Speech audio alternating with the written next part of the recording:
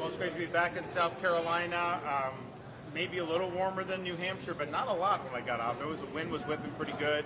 I know that's unseasonably cool here. I know it was pretty wet, pretty warm last week, but it's good to be back. Happy to get a really great crowd and a lot of excitement about the upcoming primary next month. So we were in New Hampshire, of course, yesterday doing a bunch of town halls. We're happy to be in South Carolina doing it. I'm the only candidate that really takes questions anymore. I'm happy to do it. I hope there's a debate in South Carolina. I doubt anyone else would be willing to do it, but I guess we can all hope.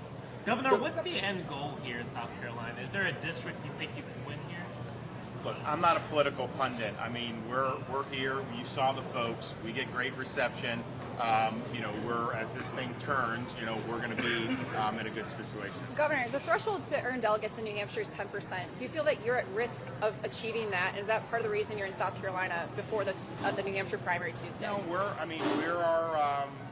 doing what we think we need to do to accumulate delegates. I think that just making it clear that we've got a good foothold here. We do have a good organization that's been built, and you see the response with Haley. I mean, this is the second big crowd I've asked, what are her achievements, and no one seems to be able to say any of her achievements. If you said that in Florida, you'd have people say all kinds of things, if you had a big Republican audience, and so I just think it's very telling. Governor, last night President Trump mixed up former Speaker Pelosi and Nikki Haley. Never Back Down tweeted that Father Time is undefeated. Do you think that President Trump is fit to be president again? What I've said from the beginning is I've actually used that quote, that Father Time is undefeated. He would be the oldest president ever elected, and he would be older than Biden was in January 2021, were he to take office in January 2025. So the notion that somehow we can say, Biden's too old, but somehow Father Time's just going to suspend its operation because he's our guy, just not the way it works. This is life. That's just what happens. I think that with a guy like me, I'm in the prime.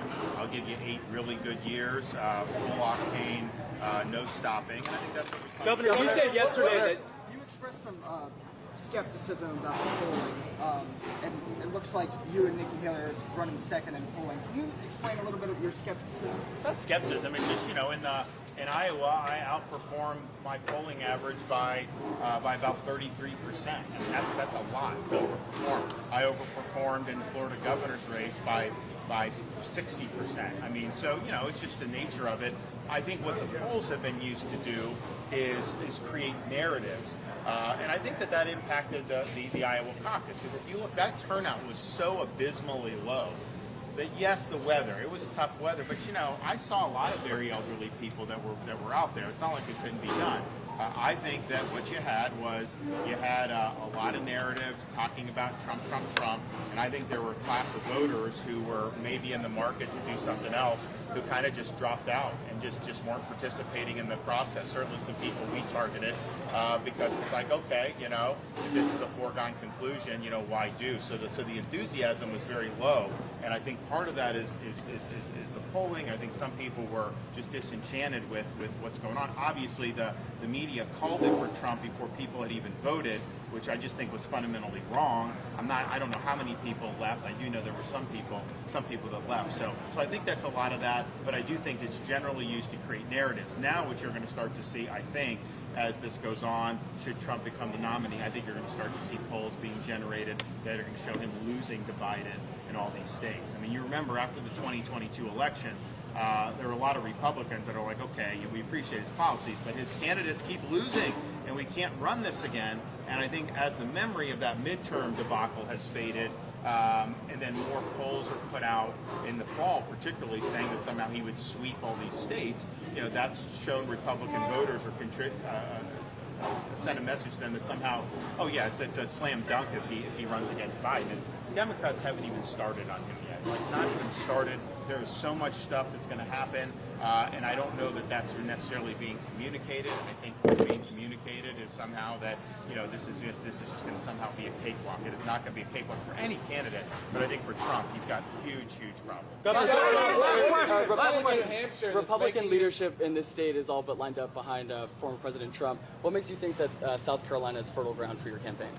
Well, I mean, Iowa Republican leadership lined up behind me, and we came in second. So I think there's a limit to what the leadership can do.